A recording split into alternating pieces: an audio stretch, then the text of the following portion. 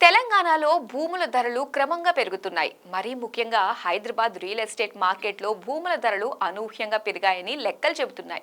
ఓవైపు ప్రభుత్వ భూములకు వేలల్లో రికార్డు స్థాయిలో ధరలు పలుకుతుండగా, మరోవైపు ప్రైవేట్ భూములకు సైతం భారీగానే డిమాండ్ పెరుగుతోంది. హైదరాబాద్ మహానగరంలో గత సంవత్సరంతో పోలిస్తే భూముల ధరలు ఏకంగా 20% పెరిగాయని ప్రముఖ రియల్ ఎస్టేట్ సేవల సంస్థ నైట్ ఫ్రాంక్ పేర్కొంది. గ్రేటర్ హైదరాబాద్ లో సెప్టెంబర్ 2025లో స్థిరాస్తి రిజిస్ట్రేషన్లు 35% పెరిగి 6,612 యూనిట్లకు చేరాయి. కోటి రూపాయల పైబడిన ప్రీమియం హౌసింగ్ కు భాగ్యనగరంలో డిమాండ్ పెరగటమే రియాలిటీ వృద్ధికి కారణమని అభిప్రాయపడుతున్నారు. హైదరాబాద్ లో క్రమంగా పెరుగుతున్న భూముల ధరలు, భాగ్యనగరంలో ఈ ఏడాది 20% పెరిగిన భూముల ధరలు, ఈ సెప్టెంబర్లో 35% పెరిగిన స్థిరాస్తుల రిజిస్ట్రేషన్లు, హైదరాబాద్ లో 1 కోటి ఆపై ధరలున్న ప్రీమియం ఇళ్లకే డిమాండ్. హైదరాబాద్ నగరంలో భూముల ధరలు భారీగా పెరుగుతున్నాయి.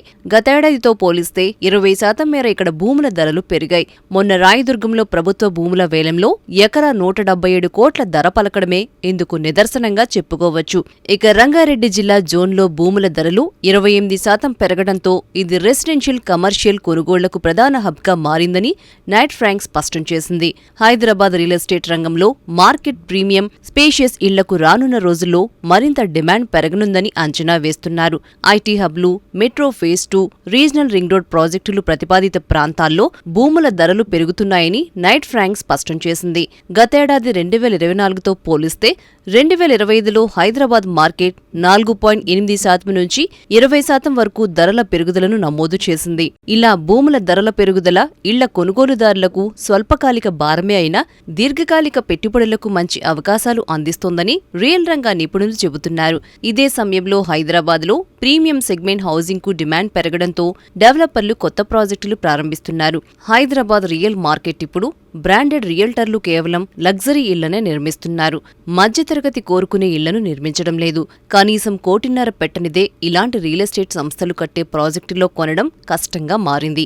పెద్దగా పేరులేని చిన్న చిన్న రియల్ ఎస్టేట్ వ్యాపారులు మాత్రం మధ్యతరగతిని దృష్టిలో ఉంచుకుని నిర్మాణాలు చేస్తున్నారు. ఇక ఇప్పుడు హైదరాబాద్తో పాటు పరిసర జిల్లాల్లో భూముల ధరలు భారీగా పెరుగుతున్న నేపథ్యంలో ఇకపై అందుబాటు ధరల్లోని ఇళ్ల నిర్మాణం పూర్తిగా తగ్గిపోనుందని రియల్ రంగ నిపుణులు అంచనా వేస్తున్నారు.